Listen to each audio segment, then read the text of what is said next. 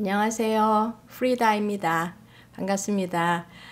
지난 시간에 느낌하고 정서 또는 감정, 영어로 표현하자면 feeling하고 emotion하고 좀 다르다라는 거 말씀드렸고, 그 이모션이나 필링이 축적이 돼서 이모션이 만들어지고 또 뭐 이모션이 좀 더 깊이 오래 장기간 되면 한 사람의 분위기, 무드가 된다. 그래서 좀 다소 자신 안에 있는 무거운 감정들이 발견이 되면 그 감정을 해소하고 좀 가볍게 내 감정으로 가져가기 위해서는 그 감정과 관련된 어떤 사건이 있었나, 옛날에 어떤 얽혀진 사건, 그리고 그 사건에서 굳어진 나의 생각들을 좀 살펴보고 그 생각들과 동시에 가지게 된 동시에 발생했던 감정들을 살펴보면 사실은 그 사건이 감정을 불러일으킨 게 아니라 그 사건을 바라보는 나의 생각, 해석, 기억들, 그 순간 판단의 내용, 이런 것들이 우리의 감정을 형성하게 된다라는 어떤 그런 간단한 원리를 말씀드렸어요. 그래서 내 마음의 불편한 감정을 해소하는 것은 그 사건을 잃어버리는 거나 망각해버리거나 언급을 다시는 안 하거나 그래서 잊혀지는 게 아니고 또 해소되는 게 아니라 그 사건에 대한 내 해석, 그 사건을 바라보는 나의 시각이 나를 고통에 빠뜨릴 수가 있거든요. 그래서 상처를 갖지만 고통스러울 필요는 없는데 어떤 그 사건 때문에 내가 여전히 고통스럽다면 그 고통을 덜어내기 위해서는 다시 그 사건을 방문하고 그 방문을 해서 그 사건에 대한 자기 감정을 어떤 해석으로 그렇게 감정을 형성했었던가를 보자, 그런 얘기를 드렸어요. 그러면 이제 모든 것이 다 해결되는 건 아니지만 그래도 그 사건을 바라봤던 내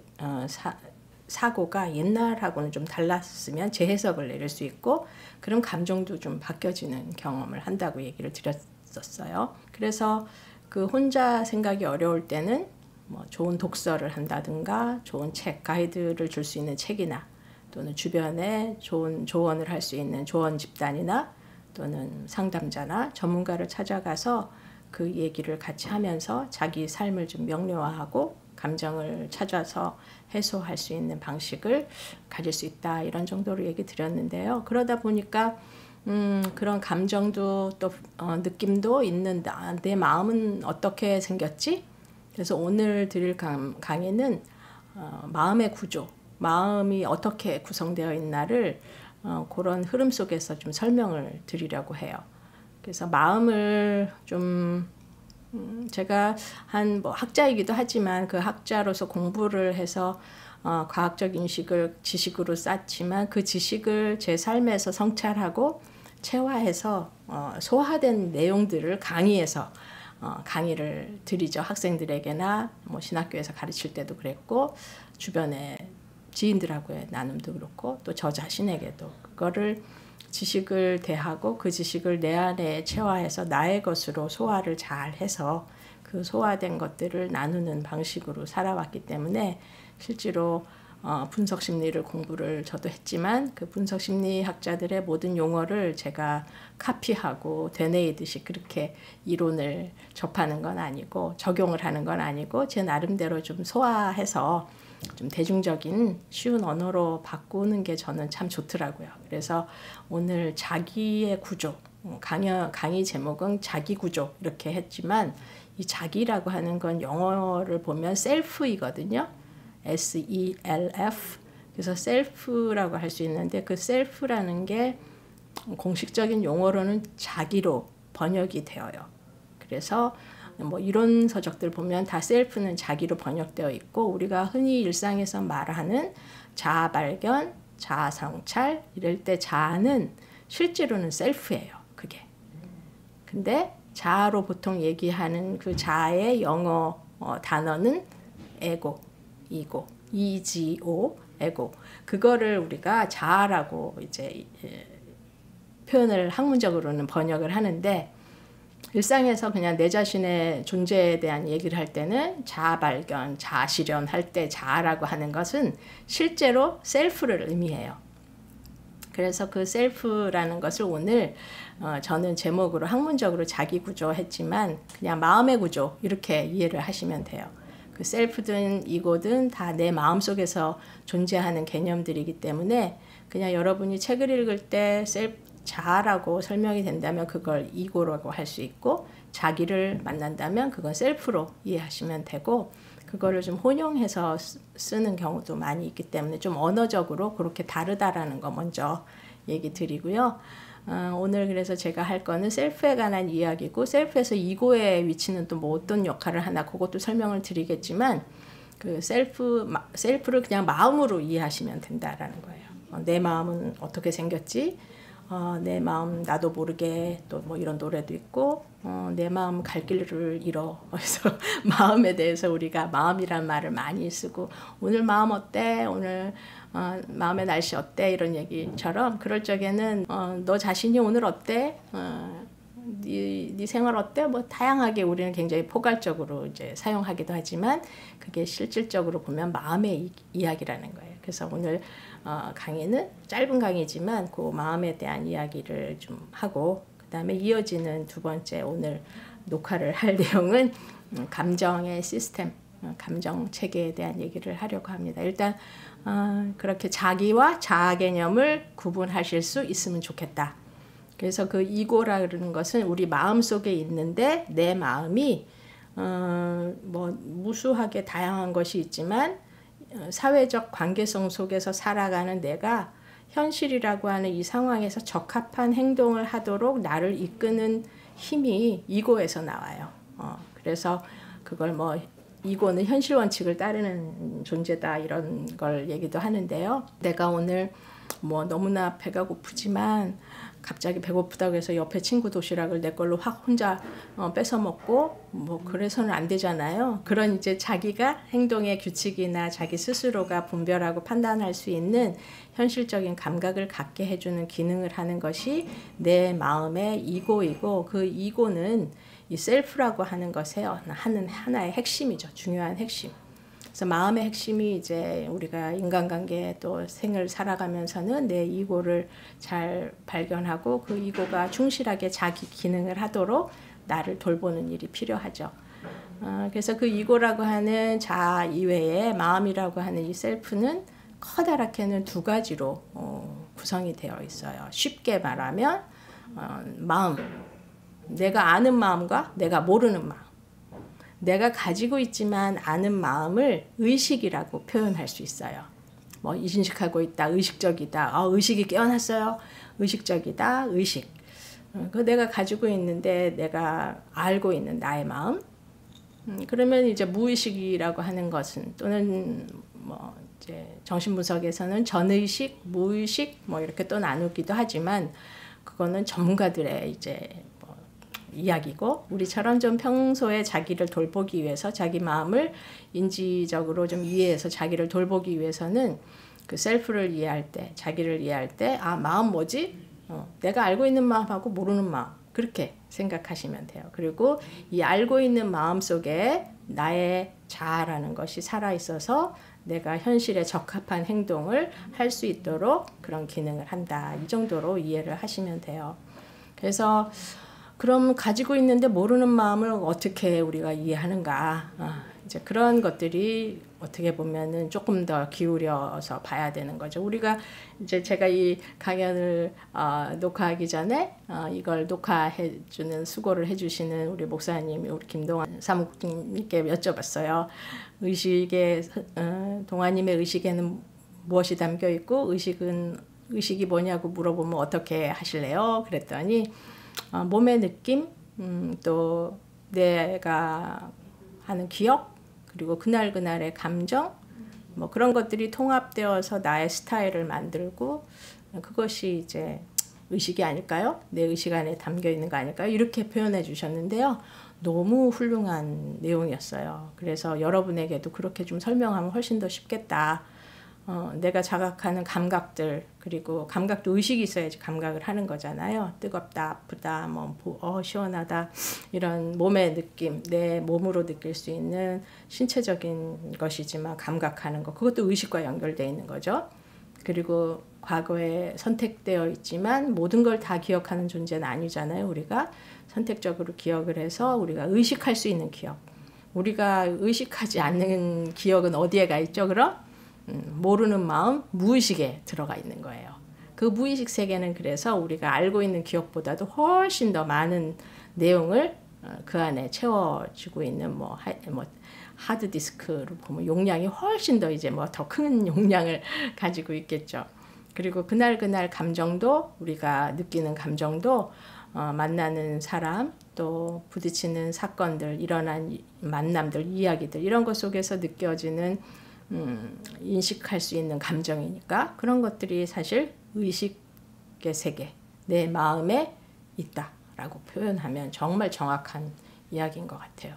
그래서 우리가 의식 너무 뭐 딱딱한 단어가 아니라 내가 알고 있는 마음 내가 나를 어떻게 알고 있지? 내가 지금 나의 마음에 대해서 뭘 알고 있지? 그거를 다양한 질문을 자신이 만들어 보면 나를 아는 내가 알고 있는 나의 마음에 대해서 많이 발견할 수 있어요.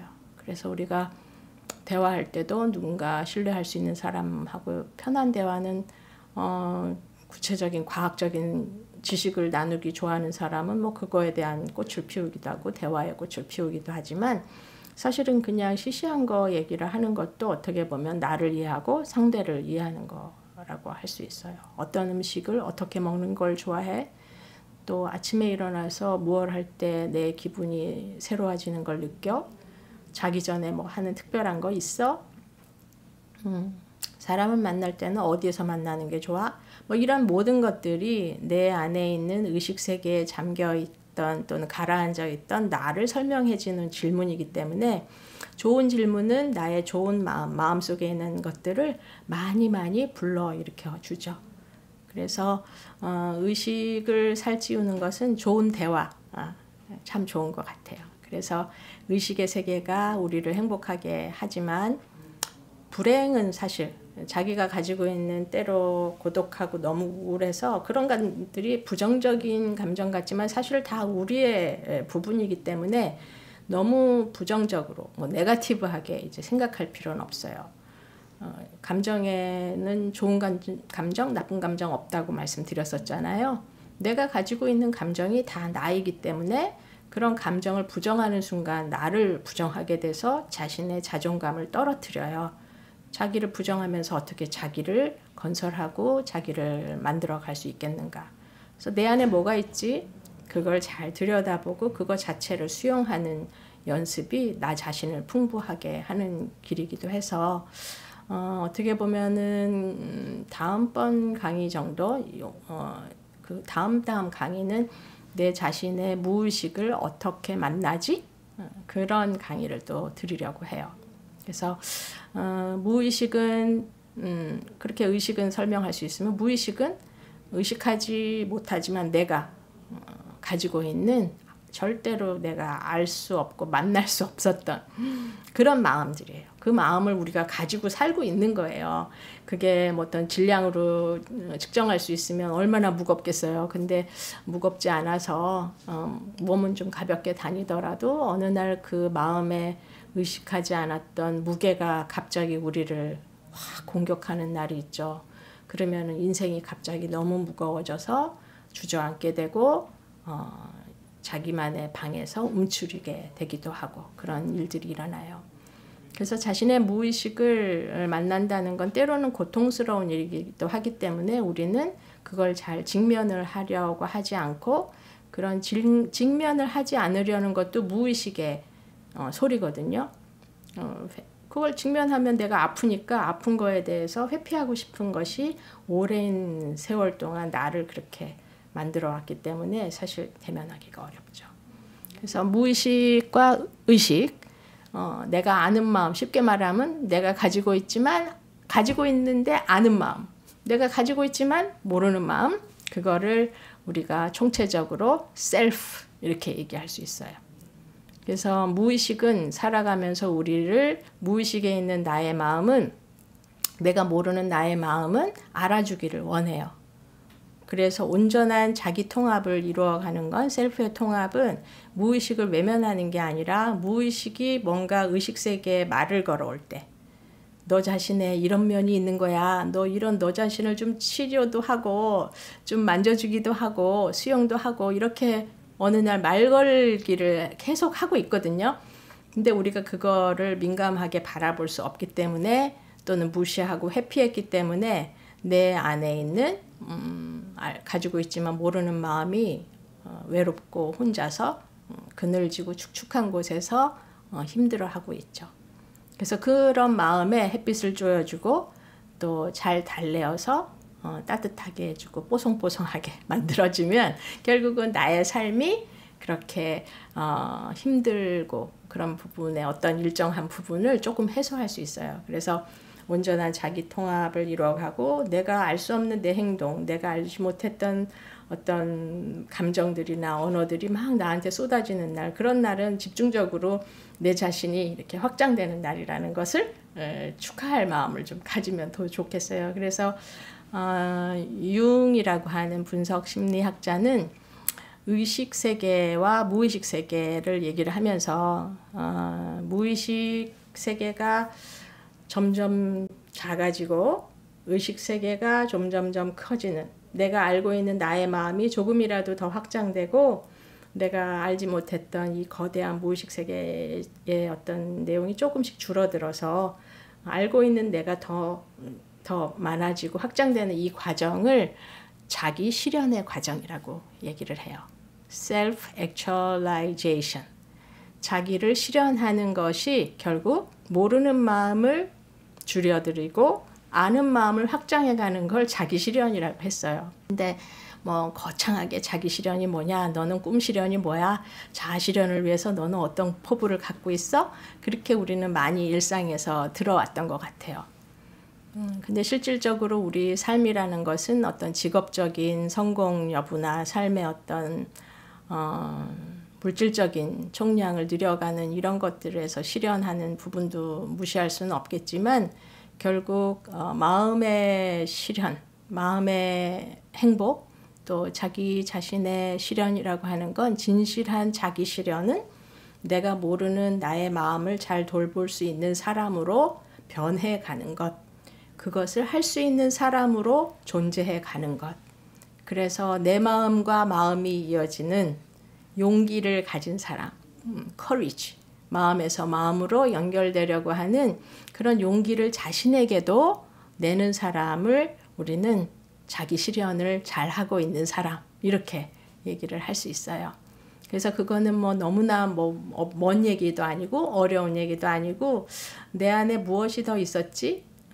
탐험을 하는 것처럼 자기 내면을 바라보고 거기에 몰입하라는 게 아니라 그것을 소중하게 여기고 자기 자신을 자신이 가졌지만 무시했던, 또는 망각했던, 또는 억압했던 자기의 무의식 세계를 모르는 마음을 볼 준비를 하고 좀 다가가서 들려오는 그런 말걸기, 모르는 마음이 아는 마음에게 말걸기를 할 때 그 말걸기의 아주 미세한 움직임을 민감하게 만나고 응답해서 그거하고 대화하는 것이 자기 실현의 과정이에요.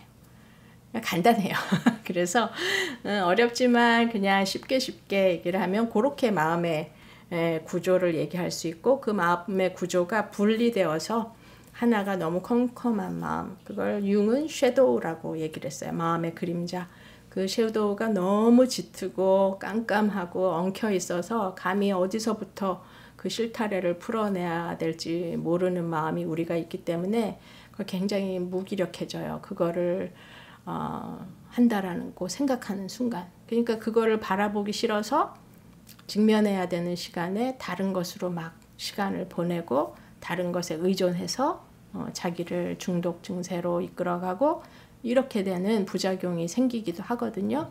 그래서 그런 자기의 무의식을 살펴보는 방식, 말 걸기 하는 방식, 그걸 알아채는 방식, 그런 것들을 제가 다음 강의에서 좀 알려드리고, 그 부분은 이제 전문적인 심리 상담하는 분들은 더 깊은 차원으로 여러분을 만나시겠지만, 그래서 심리적 위기에서 상담을 필요로 하는 분은 반드시 이런 강의만 많이 듣는다고 해결되는 건 아니니까 전문가를 꼭 만나서 상담으로 이어지시면 좋겠고, 정말 내 마음을 좀 더 알고 싶어서 자기 지식을 가져서 나를 알고 하나님을 알고 내 이웃을 사랑하는 그런 존재로 살아가기 위해서는 남의 마음만 받들지 마시고, 크리스찬들의 어떤 좋은 태도이기도 한데요, 내 마음을 모르는 채로, 나를 돌보지 않는 채로 타인의 마음을 살피다 보면 그것이 오히려 상대에게 적합한 도움도 안 되고 내 자신을 위한 대면하기 싫은 회피 행동의 일종일지도 모른다라는 생각에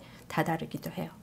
그래서 남을 선하게 돕는 방식에 대해서도 그것이 결국 남을 도우면서도 나를 돕기 위해서 다른 사람을 도구화하는 일도 일어나고 있거든요.